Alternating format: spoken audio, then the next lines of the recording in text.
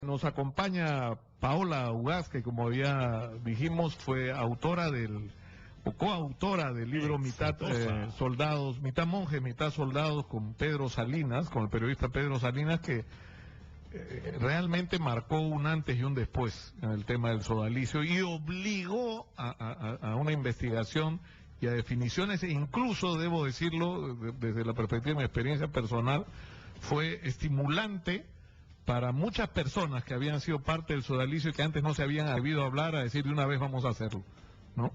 Bienvenida, Paola. Gracias, Nicolás, por la invitación. Y bueno, estamos aquí porque es la cuarta entidad que le dice no a las víctimas del sodalicio, ¿no?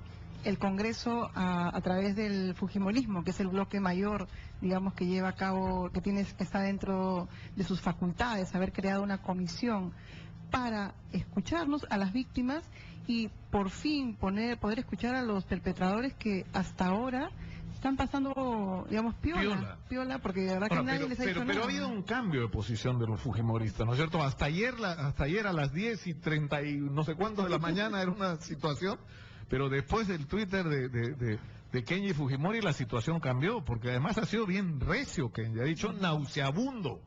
Exacto. O además, sea, no se puede no investigar al sodalicio. Exacto, además dice nauseabundo y dice nadie lo discutió en la bancada de Fuerza Popular, lo cual es mucho más grave porque diría de que ha habido una orden de arriba, así como, digamos, como era antes de que mano militari, ¿no? Que no se discutió. Y lo que hizo fue que dos personas del fujimorismo se reconsideren su voto y digan que van a apoyar la postura de Kenji, ¿no? Pero estuvieron divididos en la votación, porque cuando ahora el día de hoy se ha publicado la lista de los votantes en el Consejo Directivo, 6 fujimoristas estaban a favor de la comisión y 10 en contra. Pues eso fue lo que marcó la diferencia.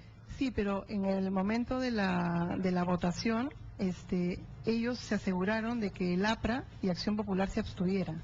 Qué cosa que resulta increíble, ¿no? Que Javier Velázquez, que bueno, ya, pero el mundo del águila absteniéndose sobre un tema así, ¿no? Y ojo, también que no pase piola el grupo de Alianza para el Progreso, que no fue.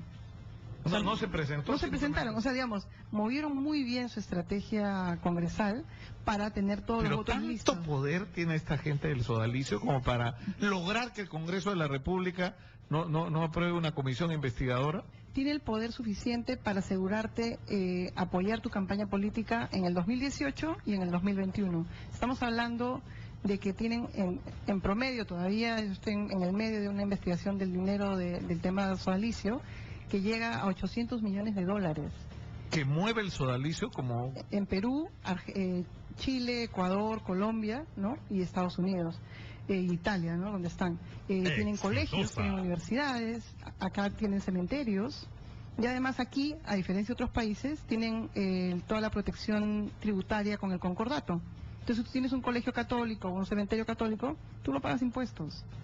Entonces, por ejemplo, Campofé se queja del Parque del Recuerdo porque hay competencia desleal, ¿no? Porque ellos, mientras ellos pagan impuestos, los sodaliciosos no. Entonces, con ese dinero se aseguran, por supuesto, tener un gran servicio de relaciones públicas, un gran lobby dentro del Congreso y se aseguran votos a futuro, ¿no? Insisto, sin embargo, ha habido un cambio. No es cierto, sí. O sea, Kenji Fujimori, entiendo que ayer te bromeaban que contra el no a Keiko ahora vas a hacer el sí a Kenji, ¿no? Sí. El movimiento sí a Kenji. Totalmente. ¿No? Nunca en tu vida imaginaste que ibas a decir una cosa así, pero... Yo creo que no. Pero en este punto, o sea, Kenji Fujimori está ejerciendo una presión positiva dentro de Fuerza Popular para que las cosas cambien. Ahora, ¿qué han propuesto ellos? Han propuesto dos cosas que yo creo todo el mundo tendría que aceptar. Lo primero es la imprescriptibilidad de este tipo de delitos, es decir, que nadie se refugie, como lamentablemente ocurrió en el caso del director del colegio José Olaya.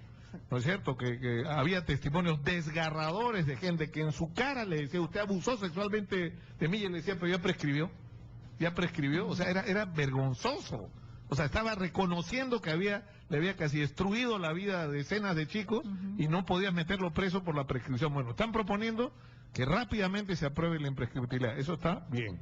Lo segundo que están diciendo es que la Defensoría del Pueblo se meta en este tema, e incluso se le otorguen facultades y recursos para que pueda intervenir en este tema. No sé cuál será la fórmula, pero El tema, digamos, la Defensoría del Pueblo, como lo acaba también de explicar Alberto de Belaúnde ahorita, es que no tiene la fuerza para traer de grado fuerza a los perpetradores de estas faltas. Entonces, si por ejemplo el Defensor del Pueblo cita a la cúpula del sodalicio y la cúpula del sodalicio le dice no voy, nadie lo puede obligar a hacerlo. De acuerdo, ¿no? Pero si tú tienes a una Defensoría del Pueblo que lanza el mensaje, es decir, que el país reconoce la existencia de un problema con los abusos sexuales en colegios, en parroquias, bajo la cobertura de iglesias o bajo diferentes formas, y tú creas un espacio donde las víctimas pueden ir a contar sus historias, sí puede ser un instrumento valioso, ¿no es cierto?, para preparar acciones y entregarlas al Ministerio Público y que la justicia se haga cargo. Es decir, le estás creando un canal, o sea, en ese sentido todo lo que sume, digamos, no está mal, ¿no? No estaría mal. Yo diría, si estamos hablando en ese nivel, digamos que se sume el Ejecutivo, ¿me entiendes? Y que se haga una cosa parecida que pasó en Australia, una gran comisión de la verdad sobre los abusos a menores de edad producidos por organizaciones, al margen de que sean de cualquier credo que sean. Cuando se hizo esta comisión en Australia, duró 4 años, y de esas conclusiones salió que el 60% de las faltas las cometió la Iglesia Católica, organizaciones vinculadas a la Iglesia Católica, otras a los Boy Scouts, etcétera, etcétera.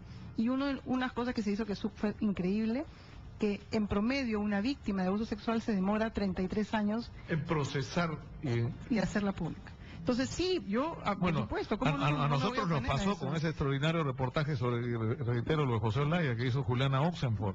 O sea, estos eran adultos, eran personas de 35 años que a los 35 años se atrevían a contar algo que les había pasado a los 8 años, 9 años, o sea, 20 y tantos, casi 30 años habían tenido que pasar para que pudieran digerirlo y estar en capacidad de decir, bueno, yo voy a denunciar.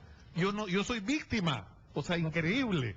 O sea, el decir, yo no tengo culpa de nada, yo soy una víctima, yo tengo derecho a ser defendido. Increíble, ¿no? Totalmente. Que encima de haber sido abusado te sientas culpable, ¿no? Claro, además, o te digan, ¿por qué no hablaste con tu papá o por qué no fuiste al médico legista después de lo que te pasó, ¿no? Como ha dicho el abogado Juan Lengua, ¿no? Entonces ha dicho Armando Lengua, ha dicho, ¿por qué no fueron al médico legista? ¿Por qué no le contaron a sus papás?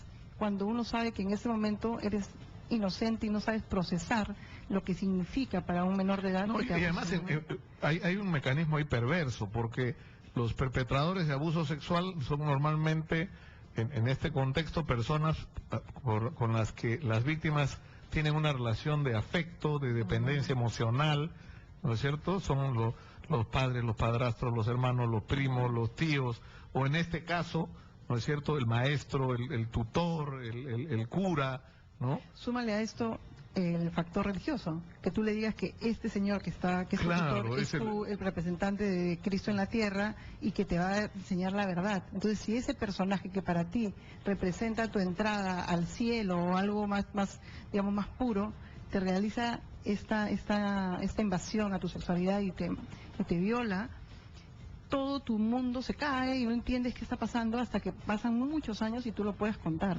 En estos casos tienen familias y por eso es que y el tema también es de hombres, ¿no? Porque los hombres, a diferencia de las mujeres, hay muchísima vergüenza social, ¿no?, de hacerlo público, porque un hombre tiene que representar la virilidad, ¿no?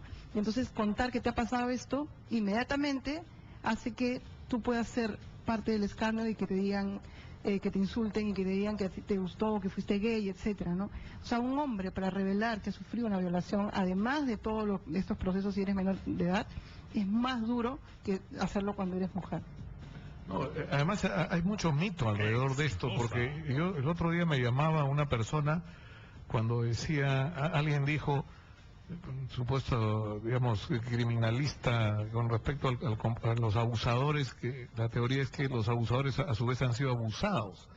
Y lo que él me decía, eso es verdad, eso puede ocurrir, pero eso puede ocurrir cuando uno procesó mal la violencia que fue víctima, cuando uno no se curó y cuando uno terminó enfermo como producto de esa violación. Pero esta persona me decía, yo he sido víctima de abuso sexual, me contaba esta persona.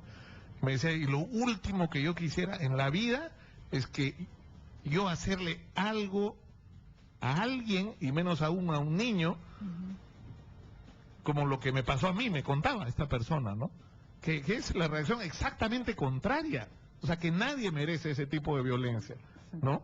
O sea, nadie, o sea, que lo que te pasó a ti no le pase a nadie. Me pareció tremenda la historia que me contó, ¿no? Claro. Y una vez más, lo difícil que fue procesar el tema, incluso la culpa, ¿qué he hecho yo para, no? Tremendo, ¿no? Tremendo, y además en el caso del Sodalicio estás hablando de una entidad que tiene 45 años, de los cuales 40 años Figari ha sido el jefe, ¿no? Y entonces durante esos 2 o 3 generaciones han habido víctimas y victimarios, y que han seguido repitiéndose este patrón. Ahora, hay algo que yo no entiendo en medio de todo esto, y antes de ir al último punto de la solución esta, o de la alternativa que están proponiendo la bancada de Fuerza Popular, que en realidad lo está proponiendo, entiendo, Keiko, ¿no? Porque Galarreta ha hecho directamente referencia a que esto es una iniciativa de Keiko.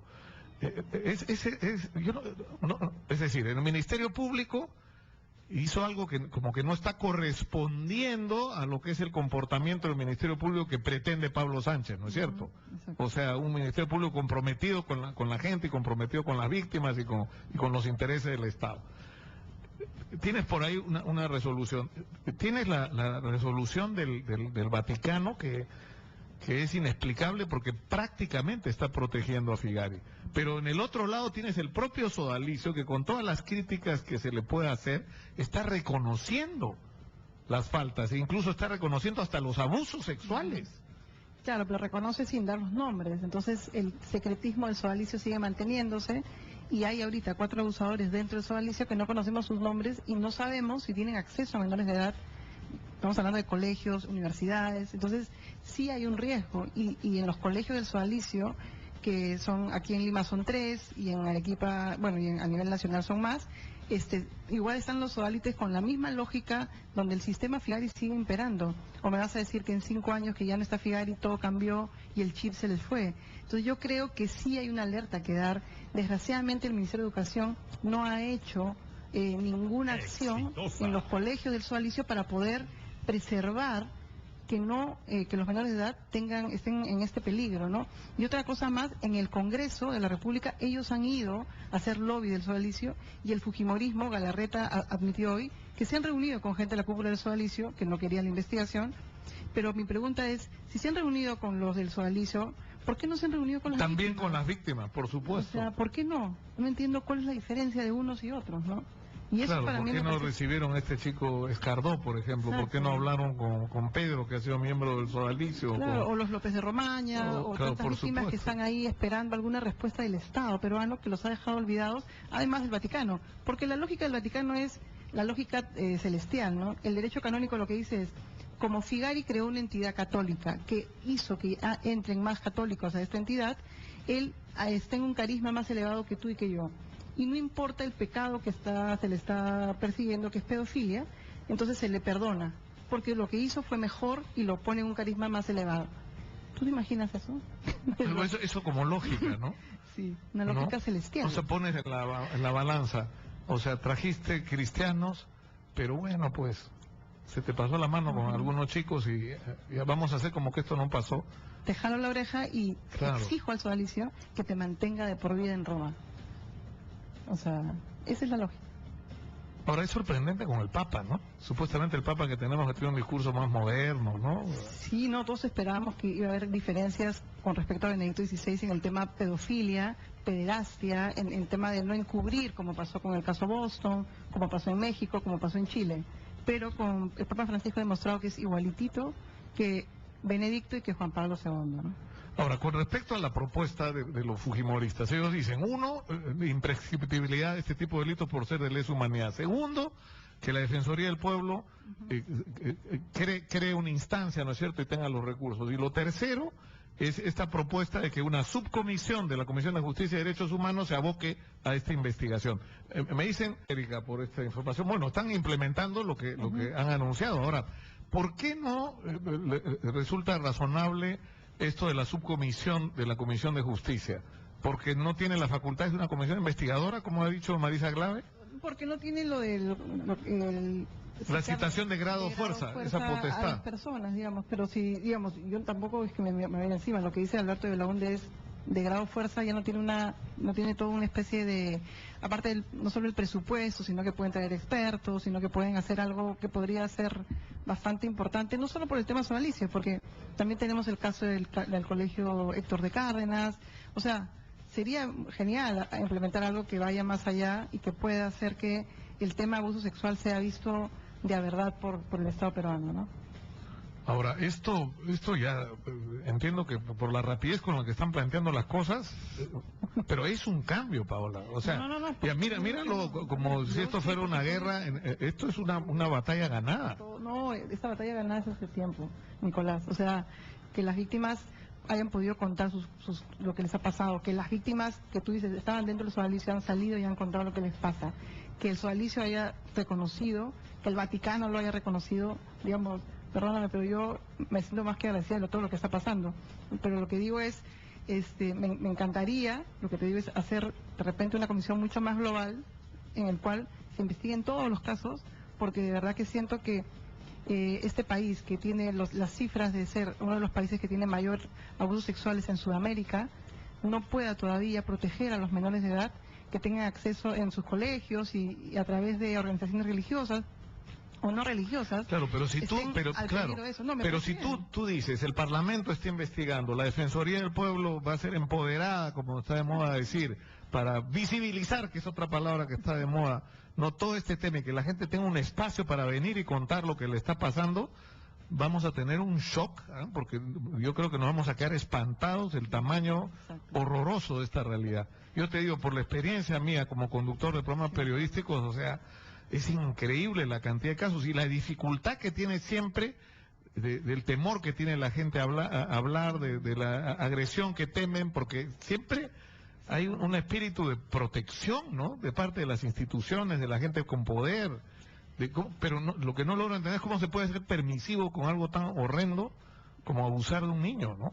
Además estamos hechos a negarnos al comienzo de la verdad, ¿no? Y está bien, tienes razón. Yo creo que hay que esperar y de verdad que si el defensor lo van a empoderar como se está proponiendo, me parece una buena noticia. Cuando se sentó acá, Paolo Gas lo primero que hizo fue, ¿verdad que va a venir Philly Butters?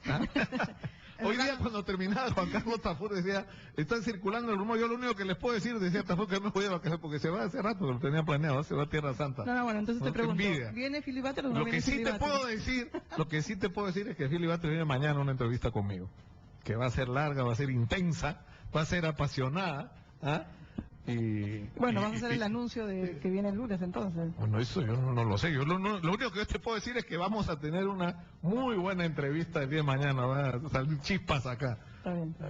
Ayer hablé con él y ya quedamos. No te vayas a echar para atrás, Philip. Que acá tu opinión sí importa. Bueno, está bien, ¿no?